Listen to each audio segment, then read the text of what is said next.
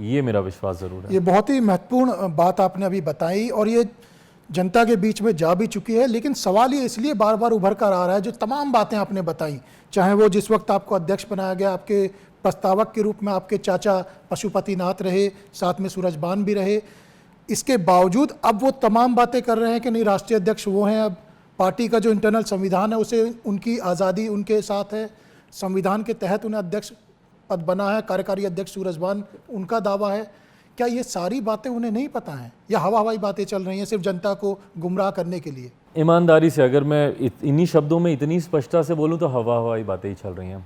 भाई, पार्टी का संविधान जो भी व्यक्ति पढ़ेगा, और मैंने तो पापा के साथ बैठकर लंबे समय तक अपने संविधान पर हम लोगों ने चर्चाएं की, बीच में कुछ अमेंडमेंट्स थे, उसको भी हम लोगों ने लागू करवाया। और इस बात को लेकर मैं पूरी तरीके से मैं स्पष्ट हूँ कि पार्टी का जो संविधान कहता है उसके आधार पर जिस तरीके से मेरा चुनाव हुआ 2024 तक, अगर मैं रिज़ाइन नहीं करूं या इस बीच में मेरा निधन नहीं हो तो तब तक मैं पार्टी का मैं अध्यक्ष हूं।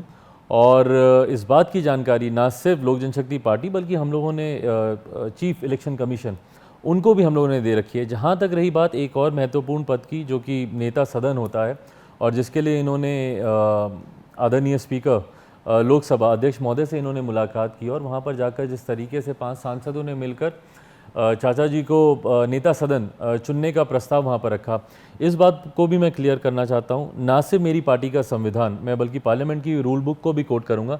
मेरी पार्टी का संविधान क्लियरली इस बात को बोलता है कि नेता सदन को चुनने का अधिकार सिर्फ और सिर्फ पार्टी के केंद्रीय संसदीय बोर्ड को है।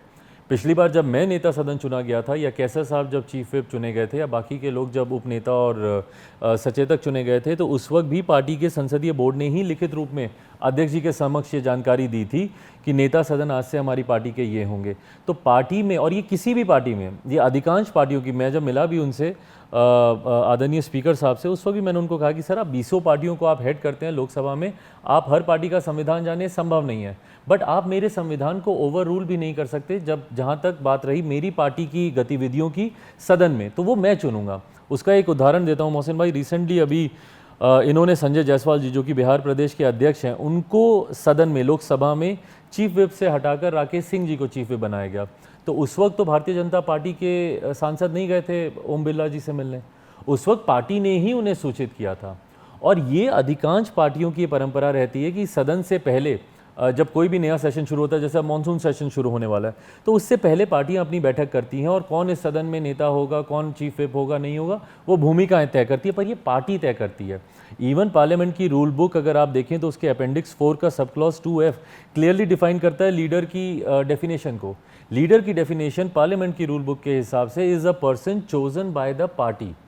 तो पार्टी इसमें सबसे ऊपर होती है। और ये हर देखिए, सांसद विधायक आते जाते रहते हैं, और ये लोक जनशक्ति पार्टी के साथ ही नहीं मोहसिन भाई, ये हर पार्टी के साथ होता है। सांसद विधायक आएंगे जाएंगे। 2014 में भी हमारे 6 सांसद थे, आज भी हमारे 6 सांसद हैं, बट वो सेट ऑफ दो 6 people were totally different to the set of these 6 people. उस वक्त समस्तीपुर से हमारे सांसद रामचंद्र पासवान जी थे, इस बार प्रिंस राज हैं। उस वक्त वीणा देवी जो सूरजभान जी की वाइफ थी, वो मुंगेर से सांसद थी। इस बार वीणा देवी जो वैशाली से हैं, वो हमारी सांसद हैं।